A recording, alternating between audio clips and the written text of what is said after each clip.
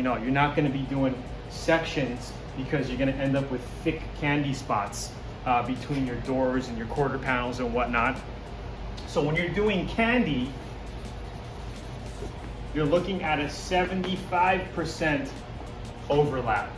So your spraying is going to be a lot tighter with candy. Okay, so let's just say this was our spray. We're going to have to break it up into quarters now, right? Something like that. So basically, you do one spray, your next spray is only going to come down over here. Then you're going to come down over there. Then you're going to come down there. It's going to be a tighter overlap when doing candies. And again, we have step-by-step videos in Learn Auto Body VIP that show you candy paint jobs on motorcycles, bikes, custom cars that we did, and we show you exactly how to set the gun up, how to run the full length of the car, all that stuff. These are just quick tips on the overlap, air pressure settings I gave you. So keep watching this video. We're probably going to give you more as far as shooting. And here's another difference with air pressure settings. And I'll just talk about it right now before we get into the actual putting paint in here and showing you some demo, right? So let's just say you have this thing set up at full wide open fan pattern. So anytime you're doing any type of painting, I recommend keep this open all the way, okay? Your air coming into the gun, all open all the way. You adjust your main air through the regulator, okay? Fluid flow, wide open. You wanna make sure your fluid flow is wide open. You don't wanna restrict your fluid flow. Keep this knob wide open, and your fan pattern wide open as well. Okay, you always want a wide open, unless you're doing a body kit or you're getting into door jams and you need a narrower fan pattern to get paint in farther areas, right? So let's just say we have 28 pounds set up right now, wide open fan pattern, okay? But then we narrow our fan pattern without touching the air gauge to all the way down. What do you think is going to happen?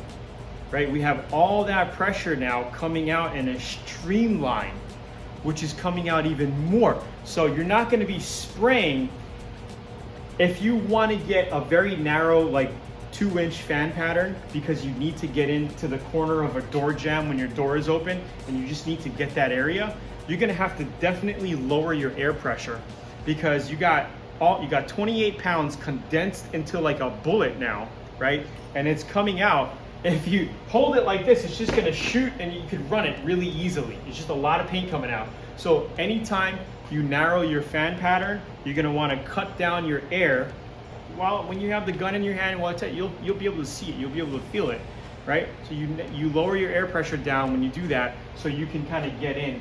And then you use your trigger to control your material flow. That's the good thing about the trigger. You know, you could control it here. You want more paint coming out, you squeeze it more. You want a little less, squeeze it a little less. And that's how you kind of get into body kits with holes in it and whatnot. You want to kind of get into the grill area. That's when you would narrow your fan pattern, especially for clear coats or whatever you're doing. Sometimes you can't reach it. You got to narrow that so you can get in and spray to those hard to reach areas. You can see here, we're going to start spraying lightly, and we're spraying at about 18 to 19 psi with a fairly narrow fan pattern, so we can get the edge of the rim only. Second coat of candy. We have a pretty narrow fan pattern. We're not going too wide because we want to focus in on laying our candy over the silver part only. And as you know, so hope you enjoyed the lesson. Kind of gave you, the A to Z on this. Maybe what I'll do is put some paint in here now, kind of show you the wide open fan pattern and the bullet, and kind of see what happens once we narrow that down and things like that. So thanks for watching. All right, so we got some unmixed base coat, pretty thick. If we look at it, look how thick this is. Takes a while to start dripping, right? Look at it, still going. There we go, 1, 2, very thick. So we're gonna go ahead and show you some spray paint patterns and whatnot, overlap, and dialing the fan settings with this red paint on a piece of paper. So I'm gonna go ahead and mix this up and thin it out with reducer. It's probably way too much, but it's okay.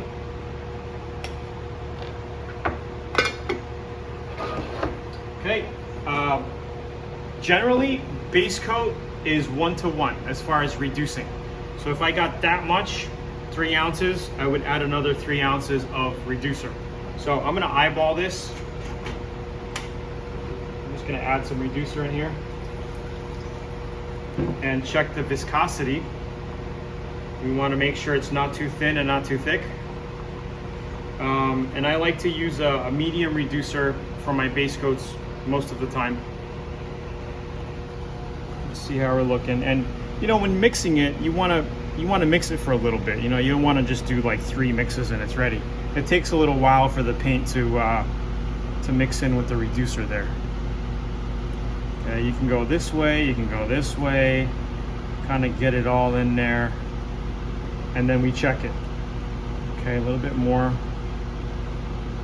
Let's take a look. Actually, that looks pretty good.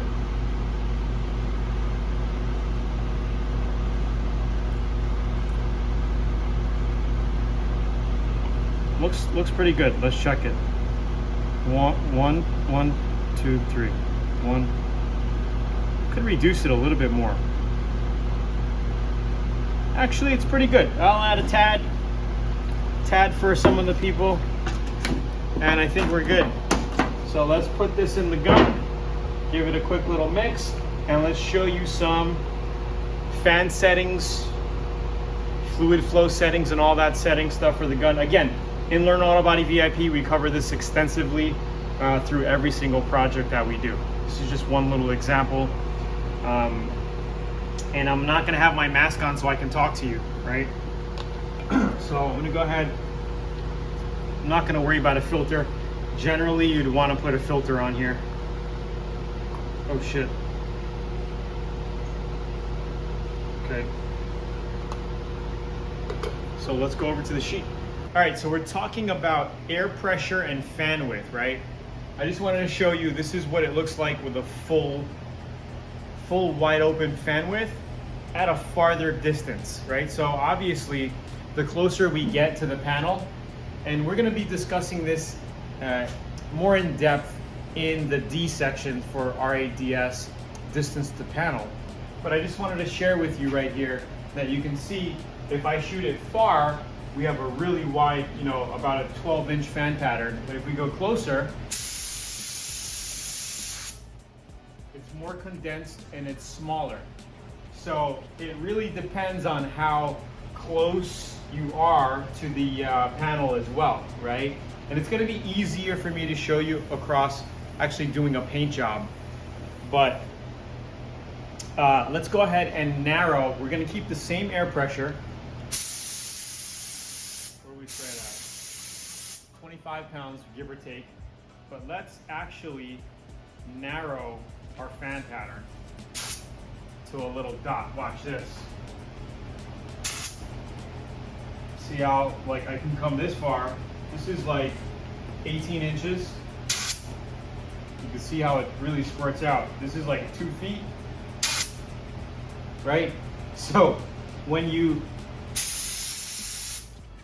narrow the fan pattern, I went from 25 pounds without touching it to, look, 35. It's like 34, 35 pounds. So just by narrowing that fan pattern, now it has about 35 pounds of pressure coming out of my tip, as you can see. So if we do that, if we do want to spray inside of a body kit or in a tight section, we're gonna definitely have to lower our pressure down.